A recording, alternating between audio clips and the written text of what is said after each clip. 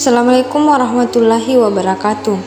Saya Andi Siti Fadilawati akan mempresentasikan kelahiran dan awal Islam di Jazirah Arab.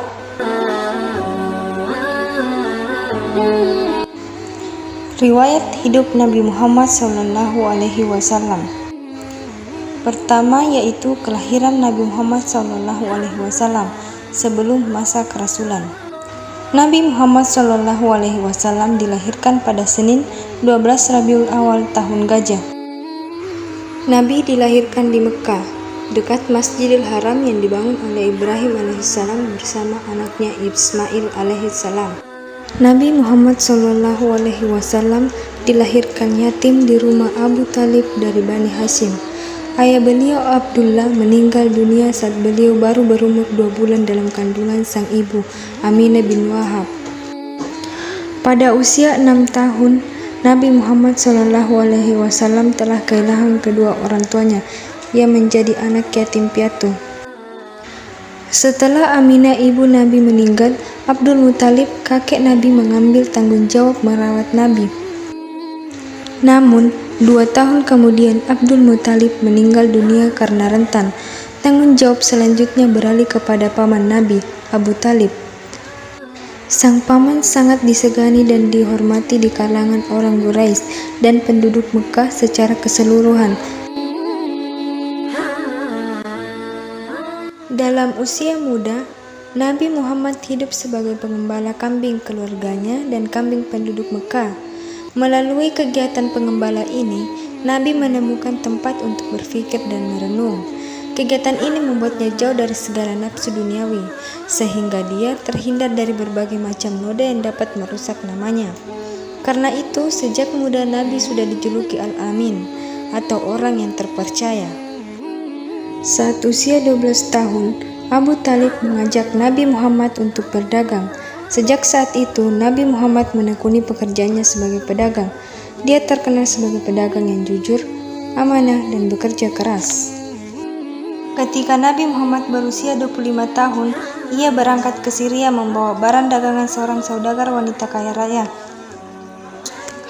Ketika Nabi Muhammad berusia 25 tahun, Nabi berangkat ke Syam untuk melakukan perdagangan milik Khadijah.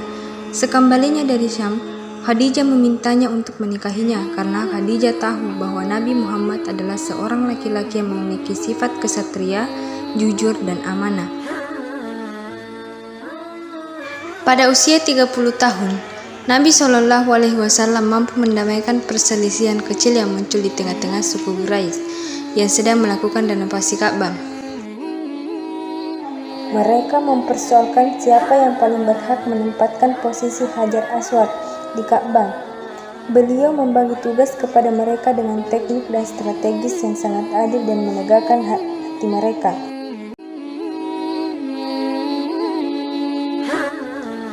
Bagian B yaitu masa kerasulan Nabi Muhammad SAW. Pada usianya yang ke-40 di Gua Hira beberapa kilometer di utara Mekah, pada tanggal 17 Ramadan tahun 611 Masehi, Malaikat Jibril muncul di hadapannya, menyampaikan wahyu Allah yang pertama yaitu Al-Alaq ayat 1-5, yang berarti Muhammad telah menjadi Nabi. Setelah wahyu pertama itu datang, Jibril tidak muncul lagi untuk beberapa lama setelah Nabi Muhammad menantikannya dan selalu datang ke Gua Hira. Dalam keadaan menanti itulah turun wahyu kedua yang membawa perintah kepadanya, yaitu surah Al-Mudaththir ayat 1-7. Setelah turunnya wahyu itu juga sekaligus menjadi perintah bagi Nabi untuk mulai berdakwah. Beliau menerima wahyu ketiganya yaitu surah Al-Hijr ayat 94 yang memerintahkan Nabi Muhammad untuk mulai berdakwah secara terang-terangan.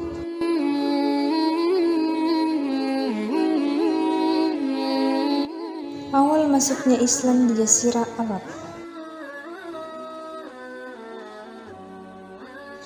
Nabi Muhammad SAW menerima wahyu pertamanya pada umur 40 tahun dan menjadi titik awal lahirnya ajaran agama penyempurna, agama tauhid dari Nabi Ibrahim, yaitu Islam.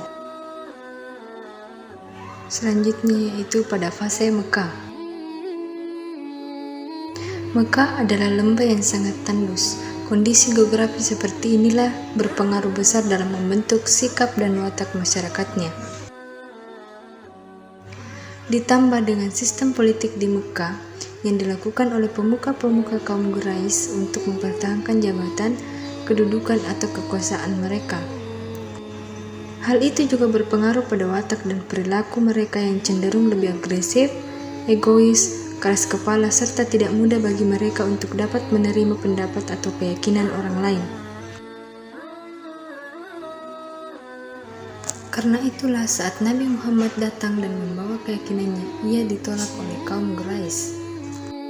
Banyak alasan bagi mereka untuk menolak keyakinan yang dibawa oleh Nabi Muhammad tersebut.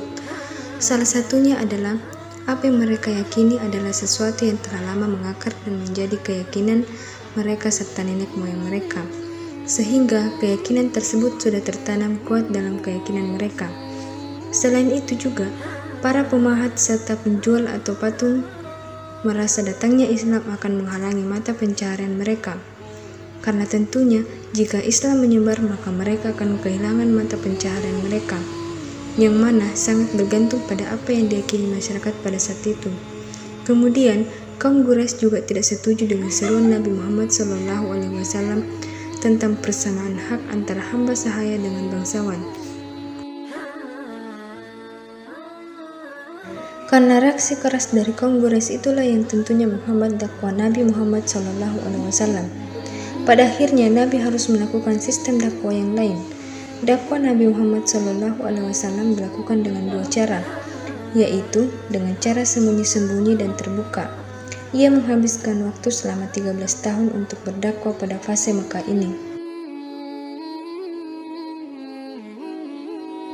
Tujuan dari dakwah Nabi Muhammad SAW selama 13 tahun di Mekah ini adalah penanaman dasar-dasar keimanan dan segala yang berhubungan dengan akidah.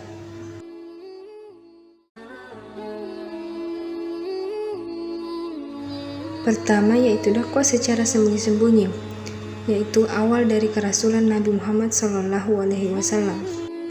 Dengan turunnya perintah untuk memulai berdakwah, pertama-tama beliau melakukannya secara diam-diam di lingkungan sendiri dan di kalangan rekan-rekannya.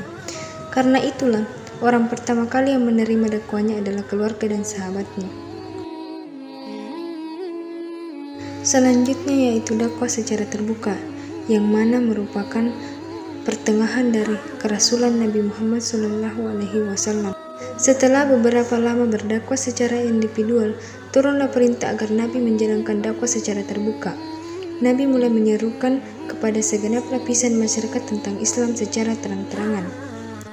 Semakin bertambahnya jumlah pengikut Nabi SAW, semakin keras tantangan yang dilancarkan kaum Quraisy.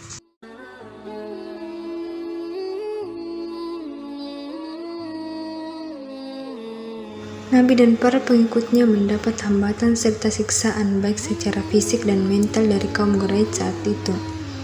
Tatkala banyaknya tekanan dari berbagai pihak, Nabi SAW mengalami kesedihan yang mendalam, sehingga Allah menghibur hati baginda Rasulullah SAW dengan terjadinya Isra dan Mi'rajnya Nabi Muhammad SAW. Perjalanan dari Masjidil Haram ke Masjidil Aqsa dinamakan Isra, dan dinaikkannya Nabi SAW dari Masjidil Aqsa ke langit disebut Mi'raj. Pada malam inilah mulai diwajibkan salat fardu 5 kali dalam sehari.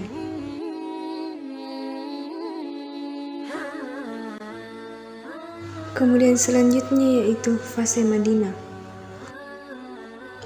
Madinah merupakan kota yang penduduknya lebih mudah menerima ajaran Rasulullah daripada penduduk Mekah. Masyarakat Madinah menyambut kedatangan Nabi Muhammad SAW dengan sukacita. Orang-orang Madinah berbondong-bondong memeluk Islam. Oleh karena itu, Islam lebih cepat berkembang di Madinah. Di Madinah, Nabi mulai menerapkan syariat Islam, hukum-hukum dan pembangunan ekonomi sebagai dasar kehidupan bernegara dan bermasyarakat.